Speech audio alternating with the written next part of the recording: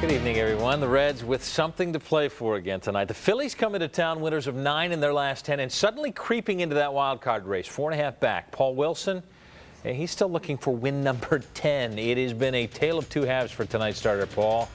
Check out the numbers before and after the All-Star game. In 17 starts prior, he went 9-2 with a sub-4 ERA, 13 homers allowed, and since 0-4 in 8 starts, more than double the ERA, 11 home runs allowed.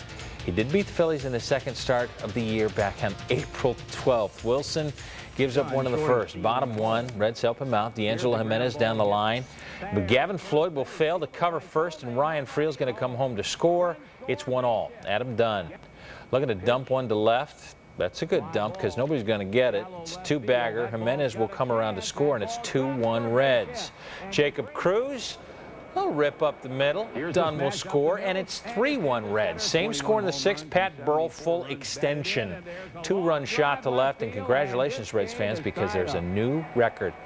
That's the 210th home run allowed by Reds pitching this season, passing the dubious distinction set last year. I see a trend. 190 in 2000, 198 in 01, 209 last year. You get the idea?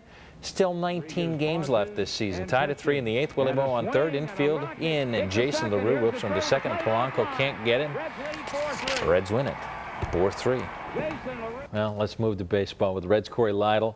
He led the majors 3 complete games before he left, but he struggled to a 7-10 record. Now, since being traded to the Phils, he's got 2 more complete game shutouts, helping to shave a whole point off his ERA. Tonight, his first shot at his former mates. Would he struggle? Bottom of 1. Hey, forget about the complete game shutout. He walked the bases loaded for Willie Moe, and that's a shot to right. Single for Pena. Casey and Dunn come home. It's 2-0 Reds. Next batter, Jason LaRue. Hot shot down the line, going for a double. Brings home D'Angelo Jimenez. Reds up 3-0. Hey, welcome back, Corey.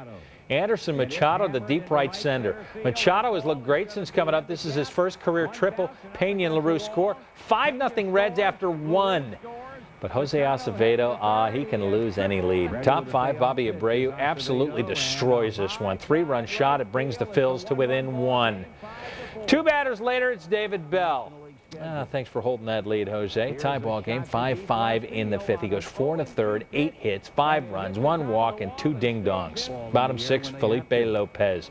Going the other way with this one, Jacob Cruz and Ryan Friel will score. Reds go up 7-5. You are pretty fast when you can triple to left. The Reds hold on to win 7-6. They go for the sweep Wednesday afternoon, 12:35. Plenty of decisions to be made in the offseason for the Reds, including what to do with Barry Larkin if he decides to stick around for yet another year. Barry says he's willing to talk about moving to third as the Reds give Anderson Machado and Felipe Lopez tryouts at short. Today, Reds trying to sweep those Phillies. Reds won a couple of one-run affairs going into the afternoon special. Phillies strike first. Jason Michaels with a first base hit to center. Willie Moe comes up throwing and throwing well. Right there for Corky Miller, who can't hang on 1-zip. Reds get one back in the 3rd. Sean Casey with a grounder that looks like 2.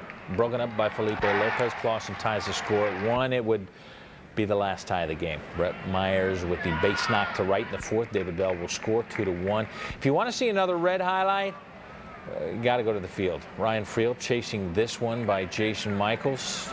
Michaels thought he had a double. Friel says, I like the way you're thinking. Sweet throw, but once again, the bullpen did not throw sweetly. Clausen giving up 2. Padilla gave up a solo shot to Pat Burrell here in the 6th. 3 more relievers would come in to surrender 6 more runs. 4 of them in the 9th off Aaron Mayette. Michaels again to the wall. Placido Polanco and Bobby Abreu score. 2 more on for Doug Glanville. He will single both of them home. No sweep today. 9-1 Phils. Cubs come in tomorrow. I was pleased. I'd like to have gone deeper in the game, but I was throwing strikes, and that's really all you can do. They got a couple blooper hits, key situations. Just one of those things you just got to tip your hat to the guy. Well, by the end of the week, we may know whether Joe Nuxhall is rounding third and heading for home. The old left-hander met with the Reds' John Allen today. They talked about what he's going to do next year. And in talking with LW today, Joe indicates he may call some games next year. Everything we discussed was, as I say, A-OK, and we just got to finalize some things, and we'll have a deal. Sounds like Joe's happy about the way things are moving. I hope so.